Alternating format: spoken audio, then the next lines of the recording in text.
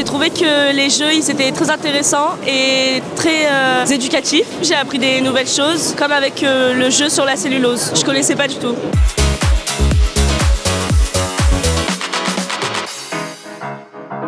C'est un jeu qui est un petit peu en deux parties. Donc on a une première partie de quiz qui vise à apporter des connaissances générales sur le domaine de la cellulose et des emballages. Et on a une partie de plus de débat où on vient proposer un cas concret. Donc comment trouver une alternative aux pots de yaourt en plastique par exemple. Et les joueurs sont invités à débattre entre eux avec des arguments et une position différente à chaque fois. Donc avec une position plutôt de fabricant d'emballage et d'utilisateur d'emballage, une position de chercheur, une position de consommateurs et une position plutôt impact environnemental. C'est un projet qui vise à vraiment vulgariser la science de la cellulose et donc voilà, c'est pour ça qu'on est là. C'est un jeu intitulé Industrie 4.H. Le but, c'est comprendre comment déployer les technologies dans une usine et comment on va améliorer les processus. C'est un jeu qui peut être personnalisé et joué par plusieurs publics, suivant l'objectif d'apprentissage que nous avons mis au début. On a créé ce qu'on appelle une capsularia qui est capable d'encapsuler un savoir-faire qu'un senior ou un pro ou un expert veut transmettre à quelqu'un. Là, en fait, la personne, on lui dit, bah voilà, tu vas incarner un ingénieur ou un technicien dans un bureau d'études et notamment dans une entreprise qui crée des moteurs. Au-delà du moteur, il va avoir de la réalité augmentée qui va lui montrer le jumeau numérique du moteur électrique. Et puis, on va aller plus loin, on va lui dire, bah voilà, aujourd'hui, on doit améliorer le moteur électrique. Il est un peu lourd. Et donc là, l'IA vient prendre le relais pour l'aider à comprendre les interactions et lui faire choisir un matériau qui est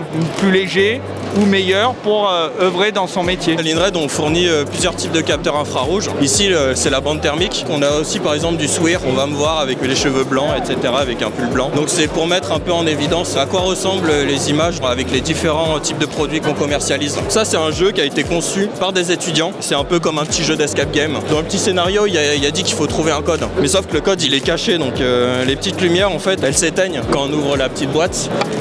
Et elle se rallume quand on la ferme. Le fait que les lampes elles s'éteignent, ça cache le code. Et du coup, il faut trouver avec quoi on pourrait trouver le code. On peut jouer avec la caméra, on peut regarder ce qu'on veut.